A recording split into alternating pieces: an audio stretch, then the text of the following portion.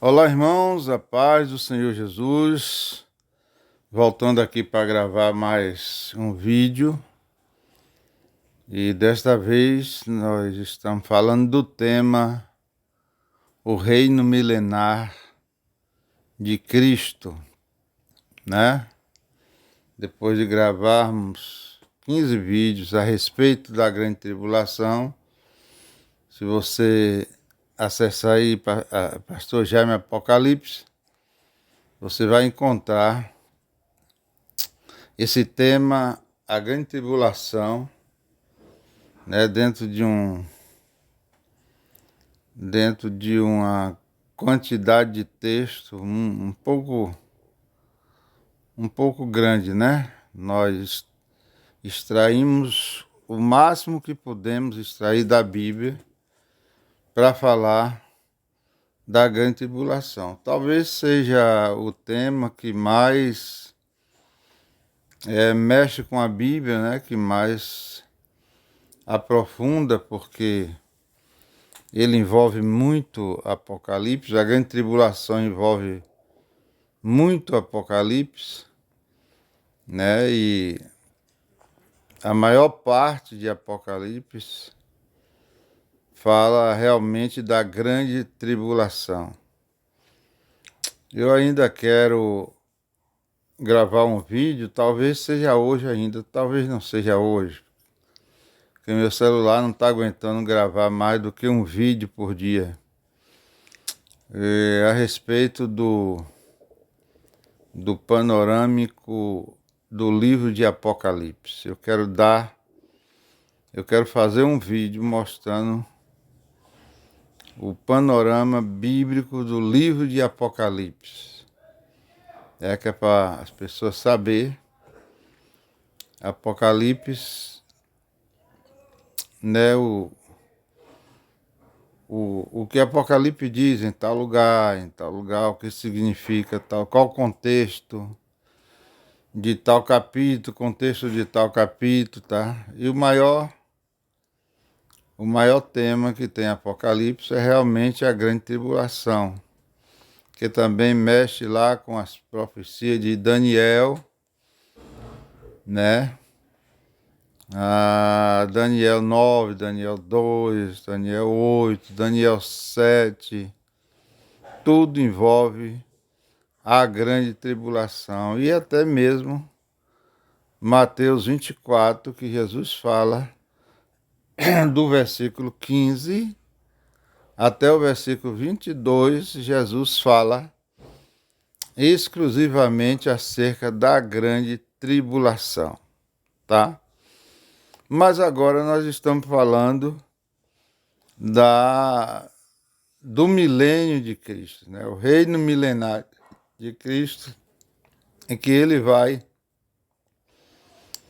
passar 1000 anos aqui na terra com a igreja arrebatada, e também aqueles que se livraram do anticristo, que não se rendeu ao anticristo, preferiu até dar sua própria vida, né, do que se render ao número da besta do anticristo, tá bom? Então é isso que nós estamos tratando. Já gravei 2 vídeos a respeito disso, do reino milenar de Cristo, e agora queremos continuar falando do reino milenar de Cristo nesse vídeo, tá bom?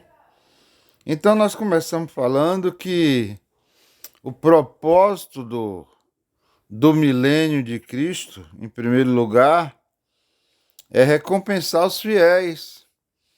E citamos lá na Bíblia, quando Jesus falou para aquele que recebeu os talentos, né? Aqueles que receberam os talentos, então disse: Senhor, a tua mina rendeu 10 minas.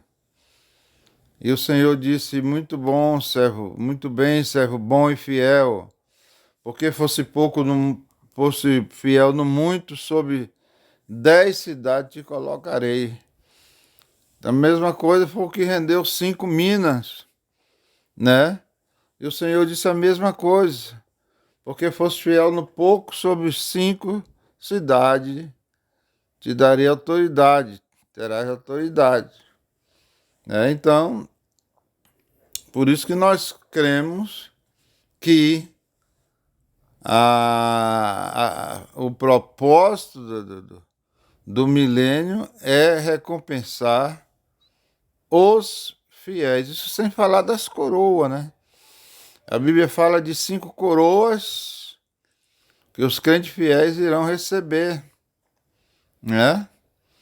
Depois de ter as nossas obras avaliadas lá no tribunal de Cristo, depois que ele arrebatar a igreja, ele vai estabelecer um tribunal e ali vai ter as nossas obras avaliadas e aí vai ver quais obras foi digna de receber galardão, né? Porque diz que vai ser provada no fogo a obra de cada um. Então, a obra que permanecer, ele será salvo, todavia, como pelo fogo, porque apesar da obra se desfazer, se for o caso da obra de alguém se desfazer, mas ele está no fundamento que não desfaz, um fundamento que o fogo não destrói, que o fundamento que é Cristo, por isso que ele é salvo, mesmo com as obras perecendo, ele é salvo, né, como pelo fogo, ou salvo, porque ele está firmado no fundamento que é Cristo. Porém, o edifício que ele edificou, diz a palavra, se for com material falsificado, como madeira, palha, feno é capim seco. Então, se esse material seco foi com esse material que ele edificou, essa obra vai virar tudo em pó. Agora, se ele edificou com ouro, prata, pedra preciosa, é o contrário, o fogo vai fazer bem. O fogo vai fazer com que esse material seja ainda mais resistente, tá bom? Isso está lá em 1 Coríntios 3. Eu acho que a partir do versículo 10. A partir do versículo 10, tá bom? E então isso que nós estamos falando. Milênio, recompensa dos fiéis, em primeiro lugar, né? Como já lemos aqui, em outro vídeo, dizendo que compareceu o primeiro e disse: Senhor, a tua mina rendeu 10. O Senhor disse: muito bem, servo bom e fiel. Porque foste fiel no pouco, terás autoridade sobre 10 cidades. O que rendeu 5, a mina rendeu 5, o Senhor disse a mesma coisa. Porque foste fiel no pouco, sobre 5 cidades terá autoridade. Tá bom? Glória a Deus. Deixa eu ver mais.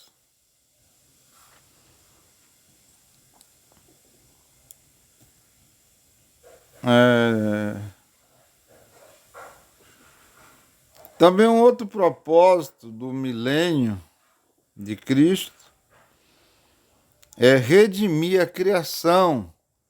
Já falamos isso no vídeo anterior. Né? Eu só estou recapitulando aquilo que já falei em outro vídeo. Né? O segundo propósito, além de ser para recompensa dos fiéis, é também redimir a criação. Por quê?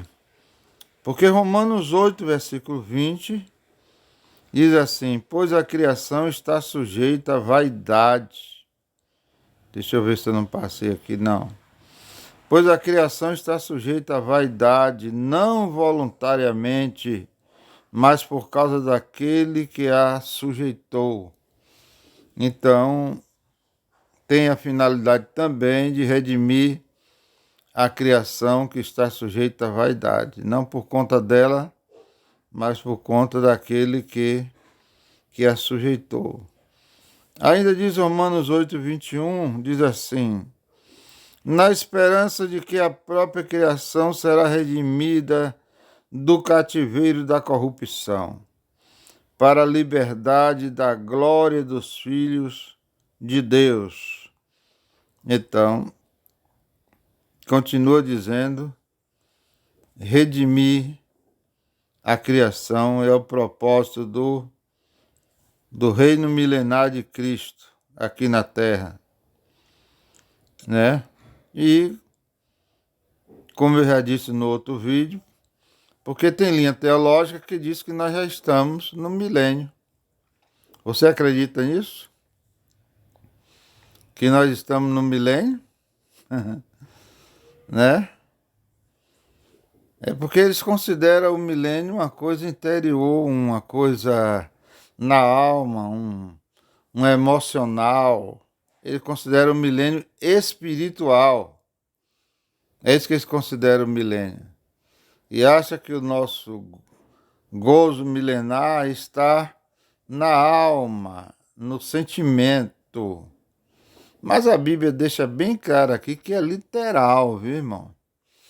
Que vai haver o governo estabelecido na terra, o governo do próprio Cristo. Isso depois que Jesus arrebatar a igreja da grande tribulação,